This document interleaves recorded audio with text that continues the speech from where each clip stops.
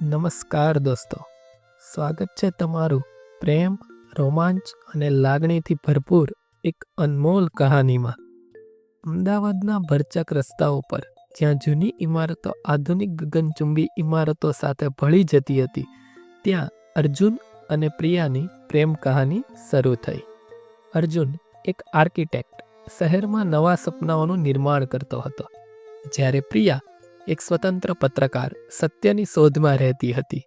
તેમની મુલાકાત એક સાહિત્યિક મહોત્સવમાં થઈ, જ્યાં શબ્દોની જાદુગરીએ તેમને એકબીજાની નજીક લાવી દીધા. તેમનો પ્રેમ ધીમે ધીમે પાંગર્યો. જેમ વસંતમાં ફૂલો ખીલે, કાંકરિયા તળાવ કિનારે લાંબી વોક, પોળોની ગલીઓમાં છુપાયેલા કાફેમાં કોફીની ચુસ્કીઓ અને સાંજના સમયે સાબરમતી રિવરફ્રન્ટ પર સૂર્યાસ્તના દ્રશ્યો, આ બધું તેમની પ્રેમ કહાનીના પાના બની ગયા. અર્જુન પ્રિયાની હિંમત અને નિડરતાથી પ્રભાવિત હતો, જ્યારે પ્રિયા અર્જુનની શાંતિ અને સમજદારીમાં ખોવાઈ ગઈ હતી. એક દિવસ પ્રિયા એક મોટા કૌભાંડની તપાસ કરી રહી હતી, જેમાં શહેરના કેટલાક શક્તિશાળી લોકો સંડોવાયેલા હતા. આ તપાસ તેને જોખમી માર્ગે લઈ ગઈ. તેને ધમકીઓ મળવા લાગી અને તેની સુરક્ષા જોખમમાં મુકાઈ ગઈ. અર્જુન ચિંતિત હતો, પણ પ્રિયા તેના કામ પ્રત્યે અત્યંત પ્રતિબદ્ધ હતી. તેણે અર્જુનને આ કૌભાંડ વિશે જણાવ્યું અને અર્જુને તેને પૂરેપૂરો સાથ આપવાનું વચન આપ્યું. રોમાંચનો અંત ત્યારે શરૂ થયો જ્યારે પ્રિયાને એક મહત્વપૂર્ણ દસ્તાવેજ મળ્યો, જે કૌભાંડનો પર્દાફાશ કરી શકે તેમ હતો. પણ આ દસ્તાવેજ મેળવવો સહેલો નહોતો. અર્જુન અને પ્રિયાએ સાથે મળીને એક યોજના બનાવી.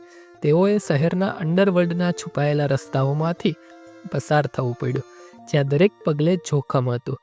એક રાત્રે તેઓ એક જૂના ગોદામમાં છુપાયેલા હતા, જ્યાં તે દસ્તાવેજ રાખવામાં આવ્યો હતો. અર્જુને તેની આર્કિટેક્ટની કુશળતાનો ઉપયોગ કરીને ગોદામના નકશાનો અભ્યાસ કર્યો, અને પ્રિયાએ તેની પત્રકારત્વની તીક્ષ્ણ બુદ્ધિનો ઉપયોગ કરીને સુરક્ષા વ્યવસ્થાને સમજવાનો પ્રયાસ કર્યો. તેઓ જ્યારે દસ્તાવેજ લેવા અંદર પ્રવેશ્યા, ત્યારે તેમને ખબર પડી કે તેઓ ફસાઈ ગયા છે. કૌભાંડ કરનારાઓએ તેમને જાણ થઈ ગઈ હતી. એક ભયાનક પીછો શરૂ થયો. અર્જુન અને પ્રિયાએ અંધેરી ગલીઓ, જૂના બજારો અને શહેરના ભૂલભુલામણી જેવા વિસ્તારોમાંથી ભાગવું પડ્યું. ગોળીઓના અવાજો, ચીસો અને ભાગદોડથી વાતાવરણ ગુંજી ઉઠ્યું હતું. તે ક્ષણે તેમનો પ્રેમ માત્ર એકબીજા પ્રત્યેના આકર્ષણ પૂરતો સીમિત નહોતો, તે એકબીજાની સુરક્ષા અને અસ્તિત્વ માટેનો સંઘર્ષ બની ગયો હતો. આ બધાની વચ્ચે તેમની લાગણીઓ વધુ ઘેરી બની. ભયના દરેક પળે તેઓ એકબીજાનો હાથ વધુ મજબૂતીથી પકડતા હતા. અર્જુને પ્રિયાને બચાવવા માટે પોતાની જાનની પણ પરવા ન કરી, અને પ્રિયાએ પણ તેને દરેક પગલે સાથ આપ્યો. આખરે તેઓ દસ્તાવેજ સાથે સુરક્ષિત રીતે બહાર નીકળી શક્યા. પ્રિયાએ તે દસ્તાવેજોને લોકો સમક્ષ રજૂ કર્યા, અને કૌભાંડનો પર્દાફાશ થયો.